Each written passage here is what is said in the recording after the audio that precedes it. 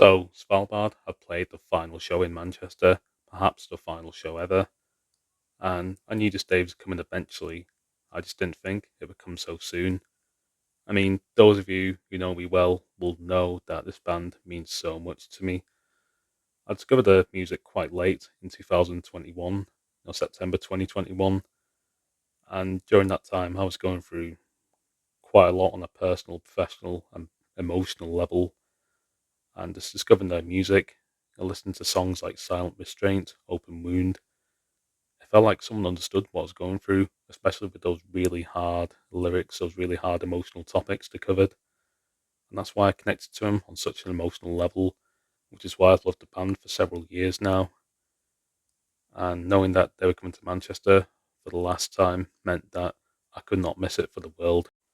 Svalbard invited two acts for the evening, two support acts, the first of which being Knife Bride, who were completely new to me really. I didn't really know anything about them, but it was a good introduction to the band. I was quite impressed. Seeing they got this kind of, I want to say post metalcore to the sound. It's definitely got that metalcore spine, with the heavy breakdowns and the solid rhythms, but there's also elements of shoegaze, elements of almost progressive metal, and the front person was pretty entertaining, pretty engaging. So overall, it made me think I want to go check out this band in a bit more detail.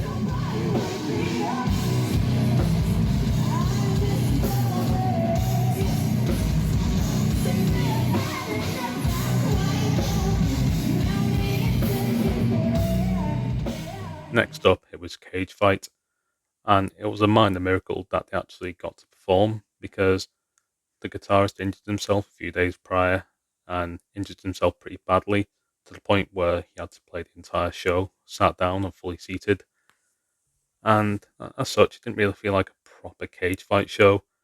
I've seen him perform much better than this. It felt like the sound was a bit off that night, and the vocals weren't really cutting through. The bass was overpowering, and sadly, it wasn't the best sound for cage fight, and they're capable of so much more. Finally, it was Svalbard, and the venue was packed out at this point. It was low tickets, so there must have been 400 people crammed into Rebellion to see them on the final Manchester show. And yeah, I knew this was going to be emotional. I just managed to keep it all together. But I'm glad I was there. I'm glad I got to be a part of it. See, they had an interesting set list for the night. They brought songs throughout the whole of their history, really. They played older songs like Grayscale, For the Sake of the Breed, as well as songs from The Way to the Mask, like Internal Spirits.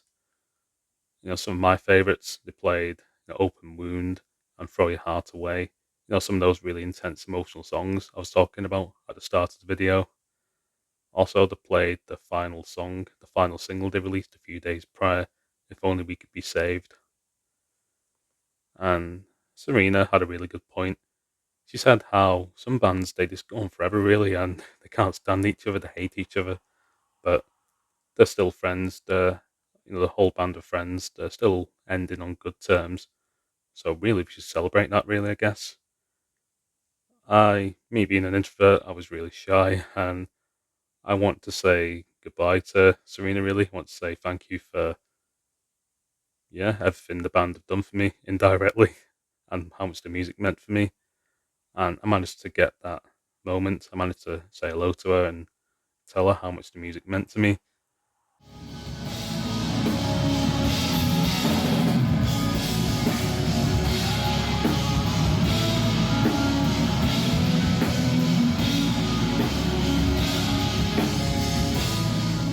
There's no denying I will miss Svalbard, a band that I love so dearly. But at the same time, I'm glad I got to see them for the final time. And I'm glad that they're ending on good terms, really. Like Serena said, some bands go on forever and forever and hate each other, but they're ending on the good terms. And who knows, maybe a reunion could be on the cards in the future. Maybe.